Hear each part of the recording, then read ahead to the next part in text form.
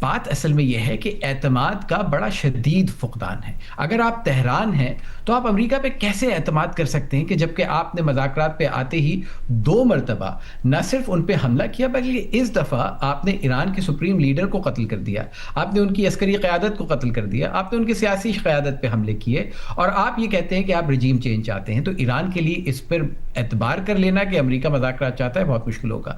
امریکہ کے لیے بھی جب ایران نے بار بار امریکہ کا موقف یہ ہے اور بہت سے چند خلیجی ممالک کا بھی موقف یہ ہے کہ ایران نے نہ صرف اس خطے میں اپنے اثر و رسوخ کو بڑھایا بلکہ ایران نے اپنی جو جوہری صلاحیت ہیں ان کو تیز کرنے کی بھی کوشش کی، اور اس بات کا ثبوت وہ یہ دیتے ہیں کہ ایران نے جو جوہری افسودگی ہے جس کو 5% سے 20% کے درمیان رکھنا تھا اس پہ کئی حد تک آگے بڑھ چکا تھا۔ تو مجھے یہ لگتا ہے کہ اس وقت جو آپ دونوں طرف سے باتیں سن رہے ہیں،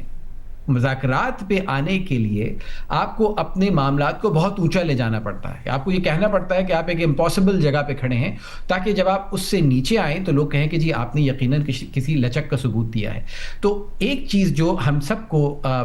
بالخصوص جو لوگ میڈیا کا حصہ ہیں اور ہماری جو لوگ جو ہمیں سنتے اور دیکھتے ہیں انہیں یہ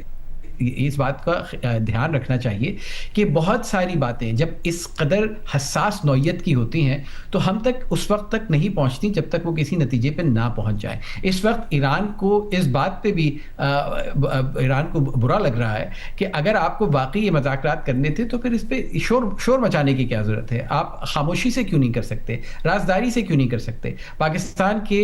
وزارت خارجہ کا بھی یہ موقف ہے کہ جب معاملات اتنی حساسیت کی شکل اختیار کر چکے ہوں تو ان کو خاموشی سے طے کرنا چاہیے۔ تو مجھے لگتا ہے یہ کہ اگلے 48 سے 72 گھنٹے بہت اہم ہو سکتے ہیں۔ 48 گھنٹوں میں وہ ڈیڈ لائن امریکہ کی جو ایران کو دی گئی تھی کہ وہ ایران کی توانائی کی صلاحیت پہ، ایران کے بجلی گھروں پہ اور ایران کی تیل پہ حملے نہیں کرے گا، وہ بھی ایکسپائر ہونے والی ہے۔ اور اس کے جواب میں جو ایران نے کہا تھا کہ ایک ایسی خوفناک اور ہولناک صورتحال ہے کہ وہ اس مشرق وسطیٰ کے خطے کی تمام ایسی صلاحیتیں، چاہے وہ پانی کو صاف کرنے کے پلانٹس ہوں، چاہے وہ بجلی بنانے کے جگہ ہوں، چاہے وہ امریکی فیکٹریوں کی اور امریکی